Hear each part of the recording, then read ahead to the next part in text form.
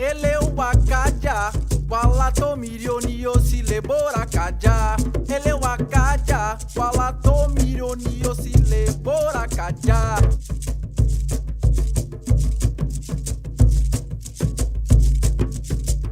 Foi nesse período de retrocesso, onde a gente não tinha Ministério da Cultura, onde a gente tinha um governo totalmente contrário, avesso à cultura, que negava a cultura, que nós conquistamos as políticas mais importantes, né? Gira Negra Gaúcha 2024, estamos aqui no estúdio da 87.9 FM, Ipanema Comunitária. A Gira Negra Gaúcha em 2023, inicialmente no formato podcast.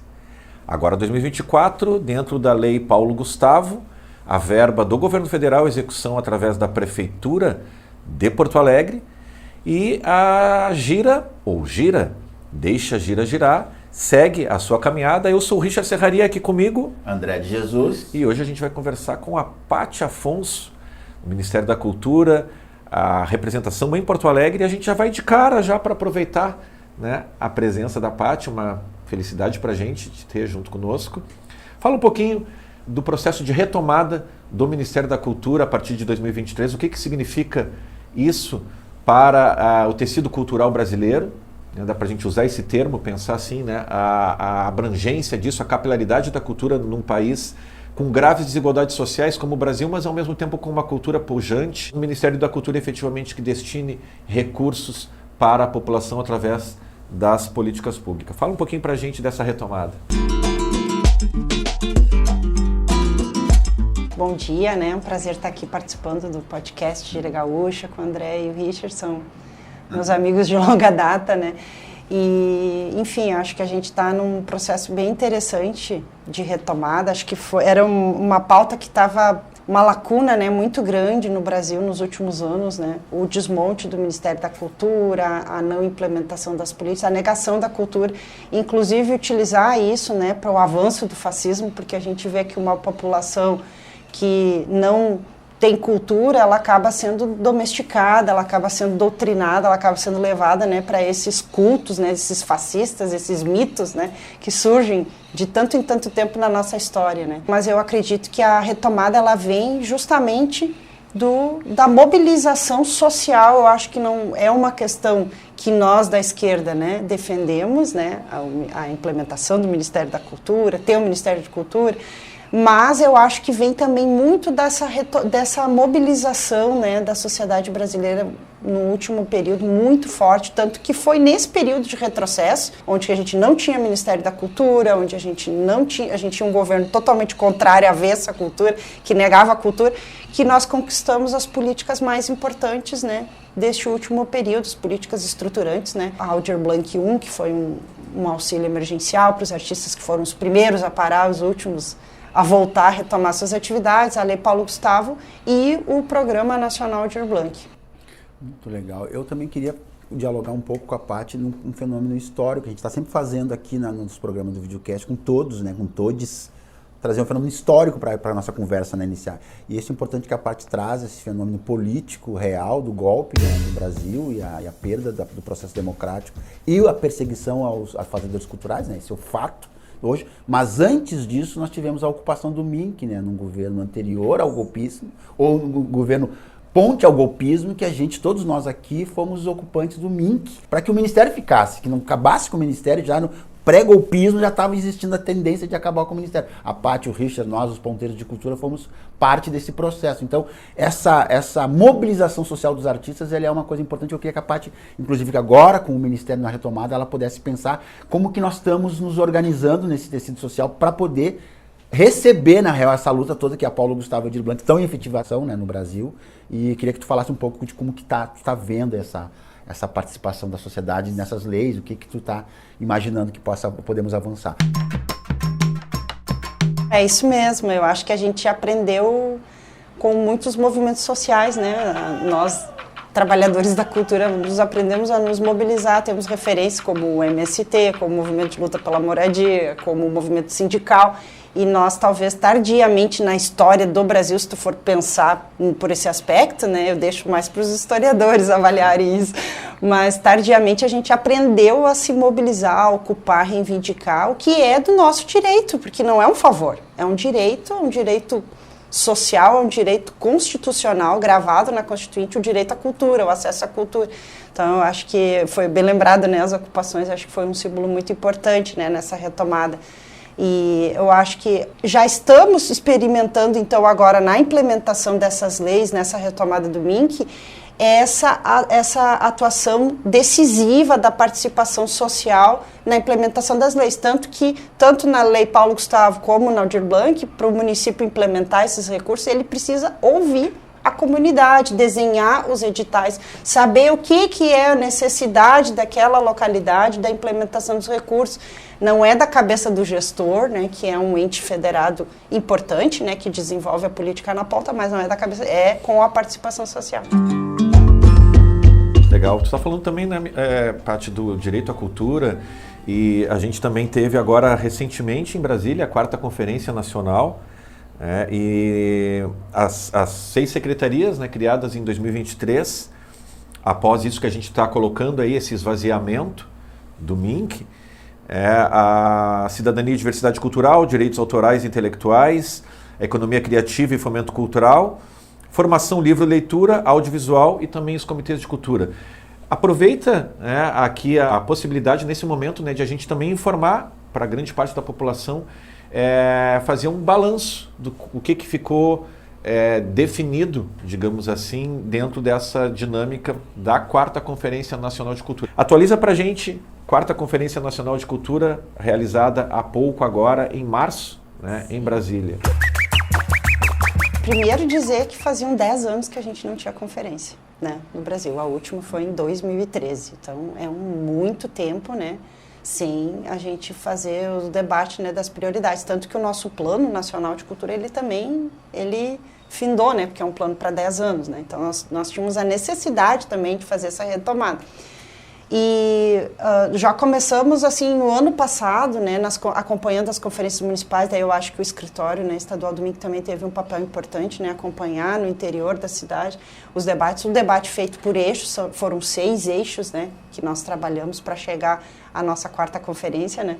E eu acho que foi um momento muito rico, assim, foi extraordinário estar lá. Eu atuo com cultura desde 2005, né, a gente tem uma longa trajetória, assim, mas foi a primeira vez que eu fui numa conferência nacional. E eu fui como observadora, como ouvinte, né, pelo papel que hoje eu estou no escritório. E achei muito importante, assim, estar lá e ver aquela diversidade cultural brasileira toda, né. Chegamos lá com 183, né, demandas tiradas, né, nos municípios, nos estados, aprovadas, né, nesses 6 eixos. E aí, lá tivemos também o debate por eixo para funilar para 80 e poucas, né, propostas e depois chegar a 30 diretrizes. Nós tiramos 30 diretrizes, né, nacionais, e justamente a elaboração do plano, ela segue agora, né? Tem consultas online, tem participação, porque nós precisamos trabalhar essas 30 diretrizes, o nosso plano agora, enfim, as nossas metas e tudo, né? Onde a gente quer chegar. Eu acho que teve um F5, assim, uma atualização bem grande, assim, porque foram 10 anos, mudou muita coisa no nosso fazer cultural, né? E foi bem interessante ver, assim, também por regiões, né, do Brasil, no norte, no nordeste, né, eu acho que a presença muito forte das comunidades indígenas, né, da comunidade quilombola, das comunidades também de acessibilidade cultural que estavam presentes na conferência reivindicando suas pautas, as ações afirmativas, todas as pautas, né, que nós debatemos, a participação social, que é fundamental, eu acho que foi, né, uma dos eixos mais fortes da conferência. Foi muito interessante ver, assim, essa troca, né, também, porque a gente está aqui num estado, no Rio Grande do Sul, a gente tem uma visão, assim, né, do que a gente pensa, espera sobre a cultura, mas dialogar também com os outros estados, conseguir chegar a um denominador comum ali, chegamos a 30 diretrizes, acho bem importante. O André estava lá também, né. Eu queria que tu falasse de um aspecto que eu acho importante, que eu acho que é um aspecto caro para a democracia, para a participação e para o direito, que eu acho que tu vai ter bastante domínio, até porque tu tem uma filha militante da cultura e militante política, né? Militante estudantil de classe, que é essa entrada da juventude, porque a juventude, ela entra muito forte nessa conferência, transversal também, porque não é um tema de linguagem, porque às vezes, em 10 anos atrás, nós discutiríamos a juventude como um tema temática, né? Ela dá juventude, direitos, políticas específicas. Não, a juventude estava transversal. Eu queria que tu falasse um pouco de... Por exemplo, o Hop estava no fator amazônico, ela estava no estudantil, ela estava no LGBTQ mais QI, ela estava na cultura, na arte, no direito ao trabalho. Na verdade, também a minha militância começa na juventude. Então, eu comecei a militar em 96 e foi na juventude. Então, eu tenho muito carinho, assim, e fiquei muito surpresa, realmente, assim. A gente já viu essa movimentação da juventude desde as conferências municipais. Elas estavam presentes nos seus territórios e estavam querendo atualizar e dizer, tá, mas e aí? Tudo isso está acontecendo, o que tem para nós que estamos... Porque também, às vezes, os artistas, fazedores de cultura que já têm experiência, já desenvolvem, né, o seu trabalho há anos... não conseguem, às vezes, né, atualizar e aproximar também. E esse setor da juventude, ele vai fazendo as suas atividades, vai ocupando movimentos, né, como o hip hop, enfim, vários movimentos, uma forma mais periférica, né, uma forma mais à margem. Nessa conferência, eu senti que eles fizeram uma opção de ir para o centro do debate. Não, a gente está aqui, a gente quer... saber o que tem, o que está sendo pensado para a juventude. Eu achei que foi uma construção bem interessante. Eu espero que essa construção ela siga e ela vai seguir, né, construindo. Tem muito, realmente, assim, hoje a gente já tem também, por exemplo, técnicos em cultura que são formados no ensino médio, mas que depois também não conseguem, né, sempre estar... Ou tu é indicado por alguém para te estar num projeto trabalhando, né, ou tu não consegue, às vezes, estar nas produções culturais, né. Eu achei que foi bem interessante esse processo deles. Eu sou suspeita, assim, para falar, né? Tem a Gabi, né? A minha filha, estudante de História da URGS. Mas tem outros meninos, né? A nossa delegação aqui no Rio Grande do Sul aconteceu um fenômeno, né? Eles tinham 6 delegados na Conferência Estadual e elegeram 4 delegados da juventude para a Conferência Nacional. Tinham 2 meninos que eram de Santana Livramento, uma menina quilombola, um menino do hip hop, então, de Bagé, enfim... de várias, então, e lá nacionalmente eles se encontraram e estão reivindicando fortemente. Eu acho que o MINC, né, eu não posso dar spoiler, mas o MINC, essa semana, né, nós recebemos o secretário Enilton aqui no Porto Alegre em Cena. Por favor, nos fale. Nós tivemos um debate, né, sobre o fomento, a cultura, sobre o edital Seleção Petrobras, né, que está aberto, né, pela Rouanet, com 5 eixos, né, bem legais ali. E ele adiantou, assim, né, falou que ele pretende, né, tá muito voltado, assim, o MINC está pensando em lançar, né, programas de fomento para esse setor da juventude. Eu fiquei muito feliz com isso, acho que vai ser um resultado extraordinário. Legal. Paty, a gente também fala bastante e bate, assim, insistentemente nessa tecla, né, de a gente poder nominar as demandas, os números, para que a gente também possa sair um pouco daquela dimensão, né, muitas vezes, do que a gente vem chamando de fazer graça com o chapéu alheio. E aí, nesse quesito, especificamente, esse próprio programa da Gira Negra Gaúcha, né, é uma execução da Lei Paulo Gustavo, tu bem falaste anteriormente, sobre a Lei Aldir Blanc, e nesse momento a gente tem um volume recorde de recursos colocado à disposição, porque os governos de direita e os setores retrógrados e conservadores, né, muitas vezes... fazem uso, né, dessa dinâmica, né, do maior volume de investimento na cultura, quando na verdade eles são parceiros, né, na execução, mas quem efetivamente destina o recurso, e aí eu acho que é interessante da população também fazer essa diferenciação de quem é que usa a cultura muitas vezes como propaganda, né, e quem é que efetivamente destina dinheiro para a política pública. O que significa efetivamente esse volume de recursos? Uma parte dele, né, 4,3 bilhões, vai para a Lei Paulo Gustavo e Aldir Blanc, e ao mesmo tempo, já dentro dessa pergunta, a gente pensar o que significa essa representação efetiva, né, num escritório do MINC no Rio Grande do Sul. Tu tinha comentado, né, que o MINC voltou com as 6 secretarias, né, novas secretarias também, né, nós estamos ali, e com também todas as outras autarquias, né, que a gente tem as vinculadas, né, ali também, a Fundação Palmares, né, recuperando o seu papel, Funarte. o Funarte, o IBRAM, a Biblioteca IFAM. Nacional, a Casa Rui Barbosa, o IFAM, enfim, todas, né, a Ancine, né, propriamente também, porque também passou por momentos ali, né, e os escritórios, né, a gente está vivendo essa nova experiência, né, de ter um escritório por estado, né, nos 27 estados, né, do Brasil. Isso aproxima muito, assim, né, as políticas do Ministério da Cultura da cidade, né.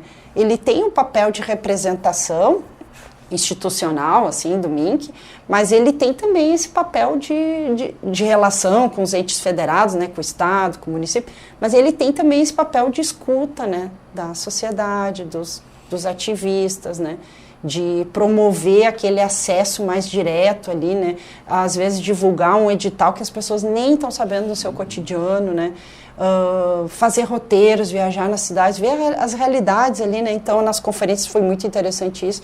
Estou muito feliz, né, em compor, assim, essa equipe do escritório, a Mari Martinez, que é a nossa coordenadora do escritório, a Josi Arruda, que é a chefe de divisão, assim como eu, e nós temos também 2 colegas servidores, né, federais que estão cedidos trabalhando conosco, Márcio Fortes e agora a Andréa Boss.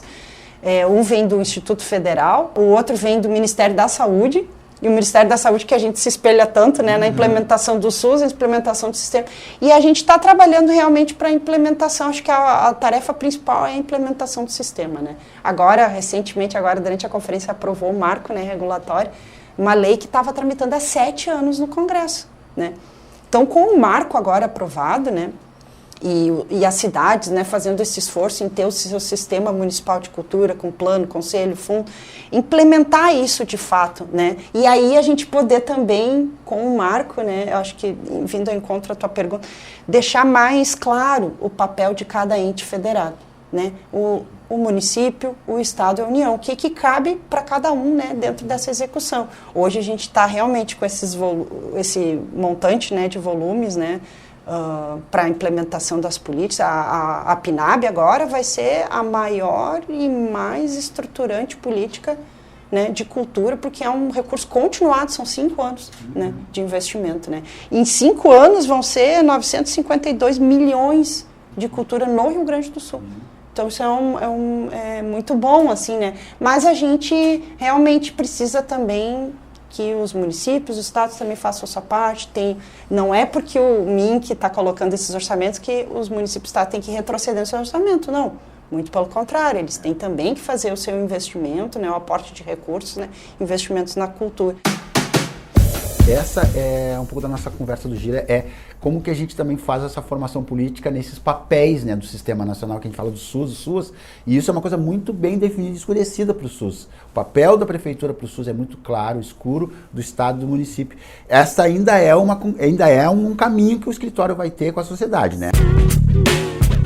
Eu acho que agora, com a aprovação do marco, né, que o marco regulatório, ele vai agora passa, né, aquele nossa implementação do sistema que vinha lenta, né, com adesão. Eu reconheço também que nos últimos anos houve um esforço grande no estado aqui do Rio Grande do Sul em que os municípios façam sua adesão, até porque passou a ser um pressuposto. O município que não tem seu sistema, ele não acessa os recursos, né.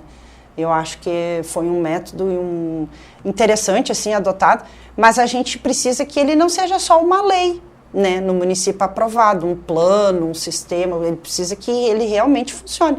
E principalmente a engrenagem da participação social, né, dos conselhos, né, dos fóruns, né, ela é estratégica para que esses sistemas municipais eles realmente funcionem, né. E agora a gente já está experimentando nas leis, né, a gente também colocou como obrigatório a consulta, né, a participação social.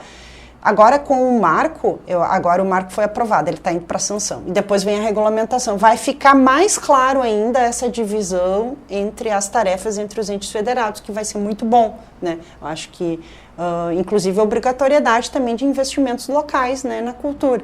Então, eu acho que isso eu acho que no próximo período a gente vai ver um avanço maior, sabe, assim, nessa...